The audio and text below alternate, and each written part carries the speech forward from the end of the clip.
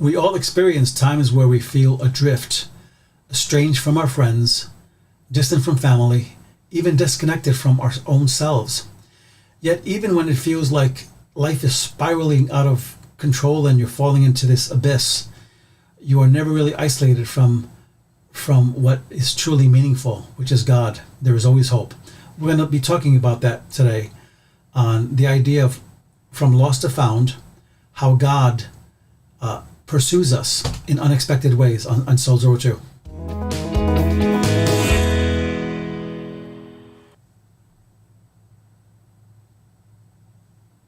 And welcome to Soul 02. This is a podcast that is putting the oxygen back into the Christian life one soul at a time. And today we're going to be talking about From Lost to Found, how God pursues us in unexpected ways.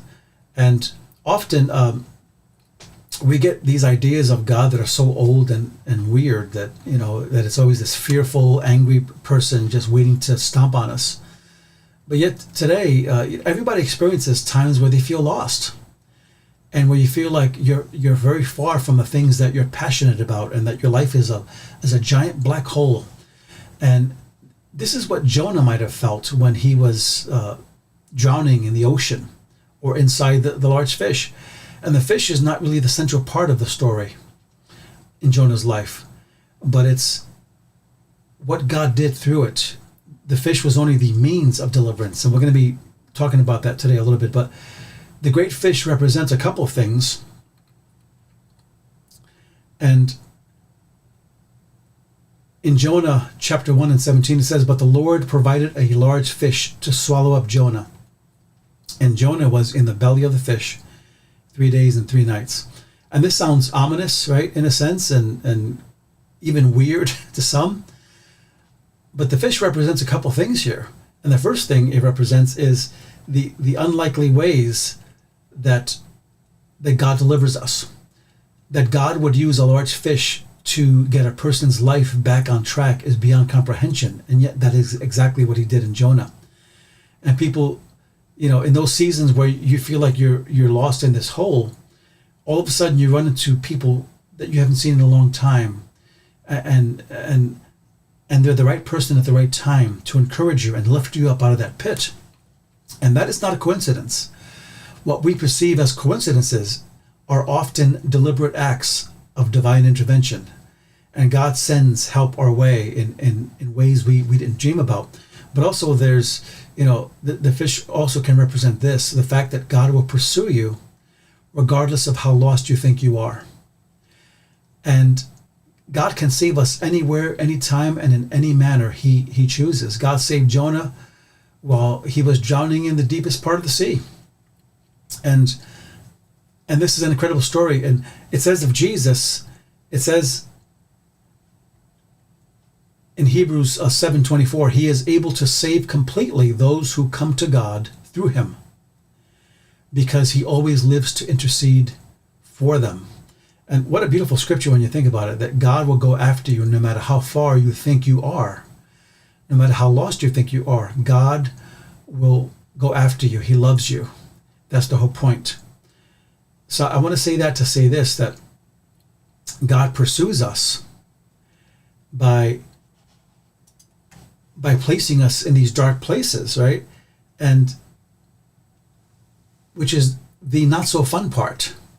That God doesn't just pursue us, with pleasant things. He pursues us by dark things. And we find that the dark place is first an appointed place. Remember, it says that, but the Lord provided a large fish to swallow up Jonah. That fish was actually the provision of God to capture Jonah's attention. God put you there. A famous reformer and theologian, Martin Luther, once said, "Jonah does not say that the waves and the billows of the sea went over me, but all your waves and your billows passed over me, because he knew they come from God." What an interesting thing to think about. So it's an illusion to believe that God only wants you to be happy all the time and have a perfect life apart from trials and tribulations. There's no way to grow without pain and struggle. We can't, Christianity is more than instruction and catechisms. You learn by going through those dark places. But the dark place also represents this. It's a place that feels like you're drowning. Have you ever felt like you're drowning in a spiritual, or metaphorical sense? The fish was not the dark place that threatened Jonah's life, but it was the deep waters. It wasn't. Often we think that everything that happened to Jonah happened from within the fish, but that is simply not true. It says in 2:3, it says, "You cast me into the deep, into the heart of the seas, and the flood surrounded me. All your waves and your billows passed over me." So he was sinking down to the bottom. And if you read the whole prayer of Jonah from within the fish, the prayer is a past tense prayer of saying, look, I was drowning in the sea and I called out in my distress and you saved me. So there's this past tenseness to it, because where the real action happened was in the depths of the sea, which represents in life those dark holes we fall into. So the characters, the usual suspects here, if I may say, let me do it this way so you can see them. It's the ocean, that's the dark place. The fish was the means of deliverance, and hell is Sheol. And what do I mean by that? We find that for the fish part, some people don't believe this is a literal story. I believe it, because if you could believe in the resurrection, if you could believe that God split the sea and people walk on dry land, this is not a stretch here, because God is the sovereign God of the universe, and he can do whatever he wants. He can preserve us anywhere if he wants to. He preserved Meshach, Shadrach, and Abednego in a raging 2,000-degree furnace, right? So he can do anything he wants. So in the story, the fish's sole purpose was to swallow Jonah, to prevent him from drowning. That was the purpose of the fish. But then you have the idea of the ocean. The ocean was where the drowning happened. But then you have hell. Hell, and I'll show it to you again. Hell, ancient beliefs about hell are interesting. During those times in Jonah's world, it was believed that hell was under the ocean floor, and Jonah believed that he was near that place called hell. And this is according to some theologians. But so Jonah was going to his grave, and this is not far from our reality in a sense. Have you ever felt like what you're going through is nothing short of feeling like you're in hell, that you're in the dark hole, right? And so Jonah was in this grave in his heart. He felt banished from the Lord and from God's favor, and he struggled to survive in the sea with seaweed wrapped around his head, according to the story in verse 5. But then he unexpectedly felt hope, so he prayed. So while he's going down and sinking down, he prays, right? And said, God, you got to save me. So there's this thing about running, that in the dark place you can't run. That's why God put you there. King David prayed a similar prayer in Psalm 18, where he says, the cords of death compassed me, the torrents of perdition assailed me, the cords of Sheol entangled me, the snares of death confronted me. In my distress I called upon the Lord, to my God. I cried for help from his temple. He heard my voice, and my cry to him reached his ears. So these are typical prayers, and Jonah prayed that way in his darkness, in his dark situation. But darkness also shows us this, the nature of darkness, that it's a place where you see the light, right? There are things that we can only discover in the darkest depths.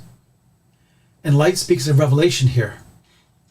And for instance, Isaiah 45:3 says, I will give you the treasures of darkness and riches hidden in secret places, so that you may know that it is I, the Lord, God of Israel, who call you by your name. Now remember that in this situation, God is reestablishing Jonah's identity. He's saying, look, I called you to do this mission, this assignment, but you ran away from me. So I'm reminding you of who you are.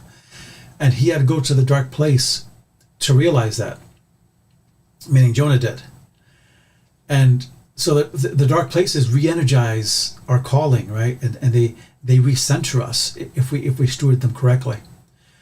And in the darkness, we can't see, but God can see. Psalm 139:12 says, even the darkness is not too dark for you to see. and the night is as bright as day. Darkness and light are the same to you. But here's another thing about the dark places. The dark place is a place where you discover God's power and his protection. Jonah's experience was a 3-day miracle. And again, critics who don't believe in miracles, who don't believe that this is literal, that this happened to Jonah, they have a problem with this. But think about it. Who could survive inside a fish for 3 days, right? With stomach acids and, wherever he was in his digestive tract. Think about what God can do again. Either God is sovereign over all creation or he's not. And in the book of Jonah, it shows that God is sovereign over fish, over the plants, over worms. And there's stories on each, when you read the whole story. But God can find you in impossible situations. That's the point. He can recapture you, sustain you, renew you, re-energize your calling, and return you to the path that he originally put you on. But here's another thing about the nature of the darkness God puts you in. It's the place where things turn around. That's why God put you there. He's going to transform you in that place of darkness. And again, it says in Jonah 2:6, at the roots of the mountains I went down to the land, whose bars closed upon me forever. Again, he's talking about Sheol or hell. Yet you brought my life from the pit, O Lord my God. What a beautiful prayer and encouragement for all of us today when we go through the dark seasons. That God will bring your life from the pit if you trust in him in that season. And don't let that define your life. Don't let it become your life, that pain and darkness, because God's going to pull you out by faith. So this is the turning point of the whole prayer that Jonah made. And we don't have time to read the whole thing, but one last question, and we're going to give you a couple things. But what can you do in the dark place? Or what should you do in your dark place? The first thing is this. Remember who God is. Jonah said in Jonah 2:7, as my life was ebbing away, I remembered the Lord, and my prayer came to you into your holy temple. What a beautiful prayer. It speaks to me even now in a beautiful way, that when you feel discouraged, depressed, dark, or hopeless, remember what God said. Remember who he is. Remember what he's done. Even if you feel like there's no hope, in an act of remembering, we reflect on who God is. We reflect on his faithfulness, on the fact that he never gives up on you.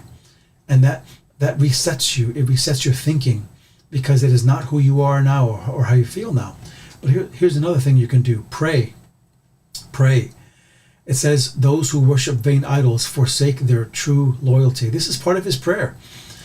It's an interesting part of the prayer. Is it possible that Jonah made an idol out of his own will and desires and was repenting to God because of it? Because this is where the path led him, to be on a ship that he, 2,000 miles in the wrong direction after he sold everything. And he's on this ship, and his self-will got him there. Running from God is idolatry of the self. And it's saying, I'm putting myself first, that I'm the God of my own life. I want to be in charge of my own destiny in life. Jonah basically is praying Psalm 2:2-9. When you get a chance, read it. Psalm 2:2-9. It's the same prayer.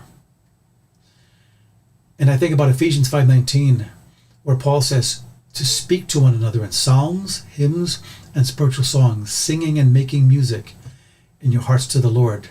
Whenever you're struggling, whenever you're in the dark place, sing, read a psalm, speak to God, declare his word, read the word out loud so that you hear yourself saying it. There's something about that reformats you and changes the trajectory of your thinking. But one last thing before we close today. Jonah's prayer began with thankfulness, right? And praise. So in that place, you remember, and you don't just remember, but you pray, but then you praise. And in verse 9 of chapter 2, it says, But I with the voice of thanksgiving will sacrifice to you what I have vowed I will repay. Deliverance belongs to the Lord. He's praising God in his dark season. And that is amazing, folks. Think about that. So if you like this podcast, please leave a like, and you can find us on YouTube, Buzzsprout, Spotify, Google Podcast, Facebook, and other places where you can get your podcast. Till next time, I'm so glad to be with you. God bless you. Take care.